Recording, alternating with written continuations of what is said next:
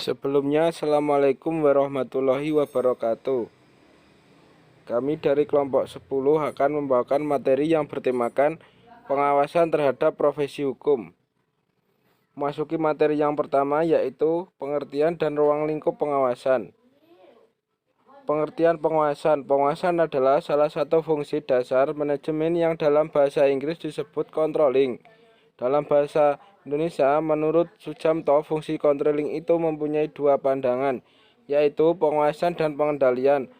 Pengawasan dalam arti sempit segala usaha atau kegiatan untuk mengetahui dan menilai kenyataan yang sebenarnya tentang pelaksanaan tugas atau pekerjaan, apakah sesuai dengan yang semestinya atau tidak.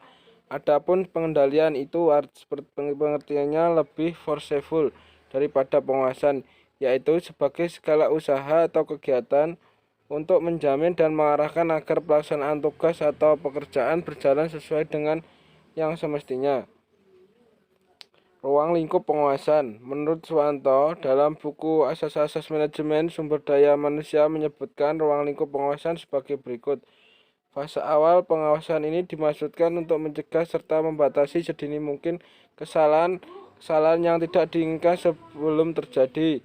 Pengawasan tengah berjalan. Pengawasan ini dilakukan untuk memantau kegiatan yang sedang dilaksanakan dengan membandingkan antara standar yang dengan hasil kerja, sehingga perlu adanya tindakan-tindakan korektif untuk menghindari penyimpangan pengawasan akhir merupakan tindak korektif setelah aktivitas selesai. Tujuan selanjutnya untuk dapat memberikan masukan pada organisasi bagi tindakan-tindakan perencanaan yang akan berulang di masa yang akan datang.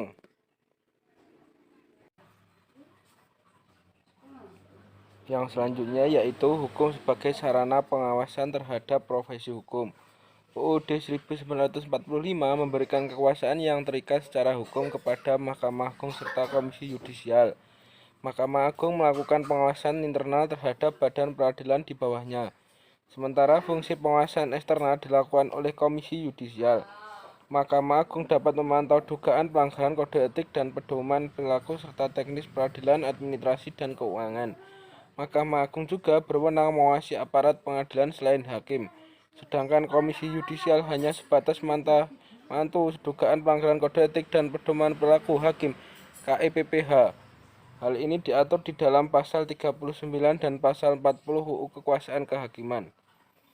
Pengawasan dilakukan untuk dapat mengetahui fakta-fakta yang ada sebagai bahan masukan dan bahan pertimbangan bagi MA/KY untuk menentukan kebijakan dan tindakan yang diperlukan menyangkut pelaksanaan tugas pengadilan, tingkah laku aparat pengadilan, dan kinerja pelayanan publik. Dalam praktiknya, MA dan KY menyelenggarakan Majelis Kehormatan Hakim atau MKH sebagai forum untuk mengadili dan memutus dugaan pelanggaran KEPPH oleh hakim. Meskipun hanya beberapa pelanggaran yang disetujui, MA, KY melakukan yang terbaik untuk menjalankan tugasnya. Kedua lembaga ini memainkan peran yang sangat penting dalam melaksanakan pengawasan terhadap pelanggaran kode etik profesi hukum. Lembaga yudikatif sebagai ujung tombak dalam menegakkan hukum di negara kita. Oleh karena itu, lembaga ini punya posisi strategis dalam tegaknya keadilan, kepastian hukum, dan kemanfaatan karena sesuai dengan pernyataan negara kita adalah negara yang berdasarkan hukum, maka pengadilan merupakan pilar utama dalam penegakan hukum itu sendiri, terutama posisi hakim. Dengan demikian dapat diminimalisir kepercayaan publik terhadap intervensi hakim, yaitu hakim tidak boleh dipengaruhi oleh pihak lain dalam pengambilan keputusan dan terciptanya pengadilan yang bersih dan agung. Materi yang selanjutnya akan dibawakan oleh Saudara Wildan. Assalamualaikum warahmatullahi wabarakatuh. Sebelumnya perkenalkan, nama saya Wildan Habib Mazida dengan nomor induk mahasiswa 10219183. Di sini saya akan melanjutkan pembahasan yang sebelumnya yang telah disampaikan oleh Mas Saiful Amin dan Mas Subhanadi Nugroho. Langsung saja poin ketiga yaitu konsep pengawasan dan bentuk-bentuk pengawasan profesi hukum. Yang pertama, polisi. Dasar hukum yang mengatur tentang Kepolisian Negara Republik Indonesia adalah Undang-Undang Nomor 2 Tahun 2002 tentang Kepolisian Negara Republik Indonesia. Tugas pokok kepolisian antara lain disebutkan dalam pasal 13 UU Nomor 2 Tahun 2002, yaitu yang pertama, memelihara keamanan dan ketertiban masyarakat, B. menegakkan hukum, C. memberikan perlindungan, pengayoman, dan pelayanan kepada masyarakat. Jadi, fungsi Kepolisian Republik Indonesia yaitu merupakan alat negara yang berperan dalam memelihara keamanan dan ketertiban masyarakat, penegak hukum, perlindungan, pengayoman, dan pelayanan kepada masyarakat dalam rangka terpeliharanya keamanan dalam negara. Para kepolisian negara dalam melaksanakan tugas dan wewenangnya harus memiliki kemampuan profesi di mana pihak kepolisian dituntut untuk dapat bekerja secara profesional yang salah satu fungsinya bertindak sebagai penegak hukum. Selanjutnya yaitu jaksa. Profesi jaksa adalah profesi hukum yang berdasarkan undang-undang diberikan kewenangan hukum sebagai penuntut umum dan pelaksana putusan pidana peradilan serta wewenang lain di luar hal tersebut yang diberikan oleh undang-undang.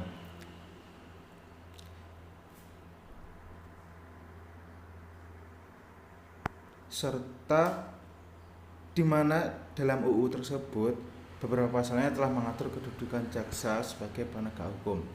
Jaksa dalam tugas pengawasannya yaitu dapat melakukan pengawasan terhadap pelaksanaan putusan pidana bersyarat, putusan pidana pengawasan, dan keputusan lepas bersyarat. Jaksa juga berhak melakukan penyidikan terhadap tindak pidana tertentu berdasarkan undang-undang dan dapat melakukan pemeriksaan tambahan sebelum dilimpahkan ke pengadilan yang dalam pelaksanaannya dikoordinasikan dengan penyidik. Jaksa dalam melaksanakan tugas dan wewenangnya dituntut untuk senantiasa bertindak secara proporsional berdasarkan hukum dengan senantiasa mengindahkan norma-norma sosial dan menggali serta menjunjung tinggi nilai-nilai kemanusiaan yang hidup dalam masyarakat. Selanjutnya, hakim. Profesi hakim adalah profesi yang luhur, terhormat, dan bermartabat karena hakimlah yang diberikan kewenangan berdasarkan undang-undang untuk melaksanakan kekuasaan kehakiman untuk memeriksa, mengadili, dan memutuskan suatu perkara yang diajukan di pengadilan oleh para pencari keadilan. Kedudukan hakim sebagai pejabat yang melaksanakan kekuasaan kehakiman di Indonesia diatur dalam UU Nomor 48 Tahun 2009 tentang kekuasaan kehakiman. Hakim adalah pejabat negara yang melaksanakan fungsi kekuasaan kehakiman yang diatur dalam undang-undang. Oleh karenanya hakim harus memiliki integritas kepribadian yang tidak tercela, jujur, adil, profesional, dan berpengalaman di bidang hukum. Dan dalam menjalankan tugas dan fungsinya, hakim wajib menjaga kemandirian peradilan. Pasal 5 ayat 1 UU Nomor 48 Tahun 2009 dengan tegas diamanahkan kepada hakim agar dalam memeriksa, mengadili, dan memutuskan suatu perkara wajib menggali, mengikuti, dan memahami nilai-nilai hukum dan rasa keadilan yang hidup dalam masyarakat. Selanjutnya yaitu notaris. Lembaga kenotariatan adalah salah satu lembaga kemasyarakatan yang ada di Indonesia. Lembaga ini timbul dari kebutuhan dalam pergaulan sesama manusia yang menghendaki adanya suatu alat bukti mengenai hubungan hukum keperdataan yang ada dan atau terjadi di antara mereka. Tugas dan wewenang notaris erat hubungannya dengan perjanjian-perjanjian, perbuatan-perbuatan, dan juga ketetapan-ketetapan yang menimbulkan hak dan kewajiban antara para pihak, yaitu memberikan jaminan atau alat bukti terhadap perbuatan, perjanjian, dan juga ketetapan tersebut agar para pihak yang terlibat di dalamnya mempunyai kepastian hukum. Seorang notaris juga bertanggung jawab kepada kliennya, tidak boleh membocorkan rahasia kliennya sehingga hubungan mereka berakhir, kecuali untuk kepentingan penyidikan atau penyelesaian kasus hukum di pengadilan. Jika notaris membocorkan rahasia kliennya dengan seenaknya, maka notaris bisa dikatakan telah melakukan malpraktik yang merupakan pelanggaran dari kode etik profesinya. Rahasia jabatan harus dipegang teguh.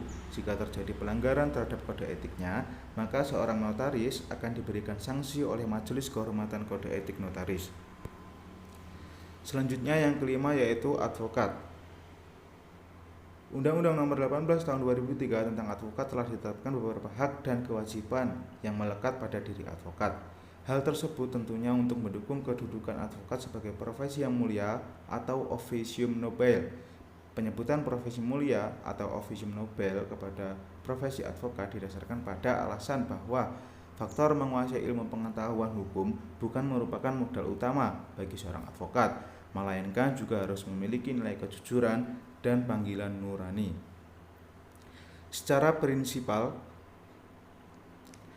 maka tugas seorang advokat terdiri dari 3 hal, yaitu yang pertama, melakukan pembelaan terhadap kliennya, di mana advokat juga merupakan salah satu komponen yang determinan dalam rangka membantu hakim untuk melakukan penemuan hukum.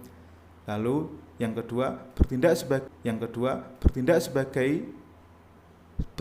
selaku konsultan masyarakat, di mana advokat dituntut untuk menunjukkan sikap yang benar dan sportif. Lalu yang ketiga, mengabdi kepada hukum, dan dalam hal ini advokat dituntut untuk dapat memberikan kontribusi secara real terhadap pembangunan hukum. Sekian dari kami dan ada kurang lebihnya kami mohon maaf. Wassalamualaikum warahmatullahi wabarakatuh.